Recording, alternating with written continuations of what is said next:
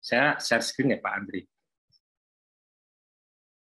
Baik Bapak Ibu semuanya, di topik kali ini saya akan membawakan terkait pembiayaan kesehatan di tingkat provider, meskipun memang di hasil penelitian yang sudah kami lakukan tahun 2020 sudah banyak update yang dilakukan ya. Jadi alur pembahasan untuk pengantar COVID yang jelas, kemudian situasi APBN dalam dan Vaskes ya, tantangan dan pembiayaan. Untuk pandemi saya kira di IHME juga sudah terbit ya, meskipun ini tergolong baru dan ada semacam prediksi tahun ke depan terkait dengan COVID, dan saya kira memang ini akan berdampak pada fasilitas kesehatan terutama di rumah sakit karena pembebanan banyak untuk tindak lanjut pasien COVID di rumah sakit. Nah, ini tantangan tersendiri bagi rumah sakit terutama di daerah ya, terkait dengan penyediaan fasilitas sarana prasarana. Kemudian kalau kita lihat ketersediaan FKTP ini sudah, saya yakin informasinya sudah ada, dan tantangannya bagaimana FKTP ini tetap berlanjut pada saat COVID terjadi, karena selain melayani pasien COVID, tentunya FKTP yang ada adalah melayani kesehatan masyarakat yang lain ya selain COVID. Dan ini menjadi tantangan di FKTP karena beberapa kejadian juga terjadi penumpukan yang ada untuk pelayanan kesehatan masyarakat dan tidak berjalannya fasilitas pelayanan di luar gedung ya, karena memang tenaga kesehatan yang ada di FKTP juga terdampak adanya dengan pandemi dan situasi yang agak kacau ya di masyarakat, karena memang harus melakukan penelusuran langsung ke masyarakat. Kemudian kalau terkait dengan situasi pertumbuhan rumah sakit di nasional, dan ini kelihatan memang akan berdampak pada pembangunan atau penambahan rumah sakit. Padahal ini contoh kasus di mana rumah sakit di luar daerah ini juga sangat tinggi dalam konteks pelayanan untuk pasien COVID. Kemudian distribusi SDM dengan adanya kasus COVID juga ini semakin persebarannya juga semakin tidak menentu ya, artinya memang ada kendala-kendala di mana ada pengurangan juga dengan kasus tenaga kesehatan yang meninggal akibat COVID, dan ini semakin banyak, padahal untuk persediaannya juga sangat terbatas, apalagi dengan dibukanya sukarelawan, saya kira muncul SDM tenaga kesehatan ya, tapi untuk kondisi COVID, tapi bagaimana dengan yang sudah fix ya, dan daerah-daerah terpencil saya kira juga belum banyak terpengaruh dengan ketersediaan untuk SDM.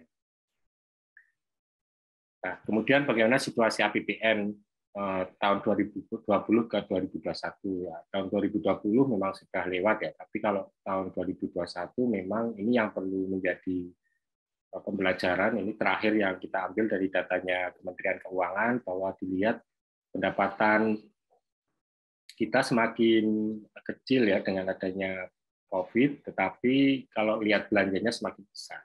Untuk menutup belanja yang semakin besar ini tentunya pemerintah secara singkat ya ini mengambil dari hutang, dan pembiayaan yang paling cepat adalah dengan hutang. Nah, dengan melihat kondisi ini maka kita lihat dana-dana yang ditransfer ke daerah pun meskipun besar atau minus ya, kalau ke tahun 2021 ini pembelajarannya adalah bagaimana daerah-daerah itu dapat memanfaatkan situasi yang ada karena ada refocusing dan relokasi, maka beban daerah memang akan semakin meningkat. Namun untuk COVID, dengan pembiayaan yang demikian besar untuk COVID, daerah-daerah pun harus punya sinergi dengan dana-dana atau lembaga-lembaga dari luar. Nah, ini belum muncul memang di daerah-daerah yang kondisi COVID-nya mungkin tidak banyak, tetapi bagi seperti Jawa dan Bali ini sudah banyak filantropi lah. Mungkin perlu juga ditelusur bagaimana filantropi ini juga masuk ke daerah-daerah yang memang dengan fasilitas kesehatan yang terbatas. Artinya memang harus ada pemetaan ketika dana filantropi itu muncul untuk daerah-daerah yang membutuhkan pendanaan tambahan. Nah, memang diapresiasi bagi pemerintah ya, karena sudah berupaya refocusing dan merelokasi beberapa budget atau anggaran atau item budget ke dalam bantuan ke daerah. Jadi sudah dimanfaatkan untuk dana-dana untuk COVID. Nah, dalam konteks untuk anggaran kesehatan dan PEN ini memang terjadi peningkatan yang tajam, terutama untuk tahun 2021 terkait juga dengan beberapa kegiatan yang sudah mulai diinisiasi oleh pemerintah, dari testing, tracing, sampai dengan vaksinasi yang sudah dilakukan oleh banyak di tempat-tempat ya, tidak hanya di satu tempat. Kalau dulu hanya di rumah sakit tertentu, ini sudah banyak provider yang menangani atau melakukan vaksinasi, sehingga memang alokasi anggaran yang tadinya 600 sampai ke 750. Bahkan untuk kesehatan memang sampai 200 triliun. Dan ini yang kita khawatirkan memang di pembiayaan hutang ini, karena beban hutang pemerintah yang semakin besar, sehingga memang kalau kita lihat banyak dana terserap untuk pembiayaan hutang. Kalau kita lihat, kalau di tantangan selanjutnya, sehingga berpengaruhnya pada ruang fiskal yang semakin sempit, terutama untuk pembiayaan pembangunan kesehatan. Nah, kalau kita lihat di infrastruktur rumah sakit nanti, kita lihat bahwa memang berpengaruhnya pada rumah sakit pemerintah. Nah, sehingga untuk kegiatan-kegiatan di rumah sakit pemerintah akan difokuskan banyak ke kegiatan yang menangani COVID.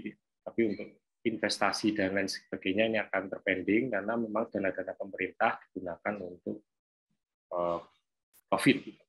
Ya, kuatan APBD untuk Vaskes daerah, sehingga untuk pengembangan Vaskes FKTP, terutama untuk SDM kesehatan dan sarana prasarana ini juga sedikit terhambat. Meskipun demikian, tetap harus pemerintah daerah harus tetap berupaya bagaimana Vaskes FKTP dan SDM ini bisa terpenuhi ya sesuai dengan kebutuhan. Karena akreditasi FKTP juga berhenti, kemudian kegiatan-kegiatan di luar gedung juga banyak hambatannya. Kemudian rumah sakit di daerah dengan APBD kuat mungkin akan kuat membiayai belanja tidak terduga yang untuk operasional, tapi untuk daerah-daerah yang tidak atau kurang dalam fiskalnya ini, ketika terjadi refocusing dan realokasi ini mungkin akan berpengaruh pada program pembangunan di daerah, terutama untuk program kesehatan yang bersifat fisik dan non-fisik. Nah, dalam konteks ini memang dibutuhkan dana-dana di luar APBD. Filantropi menjadi bagian yang tidak bisa terpisahkan, terutama untuk bagaimana investasi pemerintah daerah dengan melibatkan masyarakat ya. Dan kalau kita lihat dari beberapa tenaga kesehatan yang tidak cukup dari sebelum COVID ya, kemudian sekarang ada keterbatasan peralatan medis, ventilator, ruang isolasi, kemudian ada juga untuk lab-lab yang perlu dikuatkan, ini harus membuat perencanaan yang lebih arah operasional ya, bagaimana kebutuhan-kebutuhan yang untuk COVID terutama ini bisa dipenuhi secara singkat.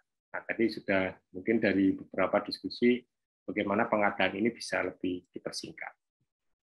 Kalau kita lihat dari dana transfer daerah, ini rencana aksi daerah untuk meningkatkan PED juga perlu dirumuskan secara cepat ya, untuk mendukung dana-dana transfer daerah yang sudah diberikan oleh pemerintah pusat, meskipun ada keterlambatan dan lain sebagainya, tapi saya kira harus daerah mulai fokus ke bagaimana meningkatkan pendapatan asli daerah atau PAD. Kalau kita lihat dari skema dari pemerintah, dari kebijakan perlindungan sosial sampai dengan kesehatan, ini perlu integrasi bagaimana strategi pemerintah daerah dalam pemulihan ekonomi dan kesehatan masyarakat, terutama memang tidak hanya masyarakat miskin yang paling berdampak, tapi juga memikirkan keseluruhan masyarakat yang bisa, kalau masyarakat yang menengah ke atas, nah ini juga bisa fokus untuk pendanaan filantropi. Nah, sehingga upaya pendanaan di daerah pertama memang perlu melihat skenario-skenario dari, kalau kita bisa dibedakan jadi ring 1, ring 2, ring 3, dan ring 4 dari dana APBN untuk peralatan, insentif, ini untuk di tingkat pusat, kemudian di APBD juga melihat untuk puskesmas dan FKTP swasta juga perlu dipetakan bagaimana akomodasi, program promotif sampai ke tracing, surveillance dan lain sebagainya. Kemudian yang ketiga memang kita memanfaatkan dana filantropi ini yang harus juga dipetakan bagaimana kebutuhan untuk peralatan juga untuk kebutuhan untuk pencegahan juga termasuk sosialisasi. Kemudian yang keempat penggunaan dana-dana desa yang sekarang juga tetap diberikan pemerintah dan ada perencanaan untuk refocusing dan realokasi juga dana desa untuk COVID juga. Nah, dari keempat ring ini kalau bisa dipadukan, diintegrasikan upaya di daerah, saya kira ini menjadi hal yang sangat bagus sekali atau optimal lah bisa dilakukan oleh pemerintah daerah sebagai upaya untuk menangani mengatasi gap-gap pendanaan di tingkat daerah terutama sampai ke level pedesaan tingkat masyarakat. Mungkin itu yang bisa saya sampaikan Pak Andri atas beberapa hal yang terkait dengan pendanaan kesehatan di masa COVID. Terima kasih. Wassalamualaikum warahmatullahi wabarakatuh.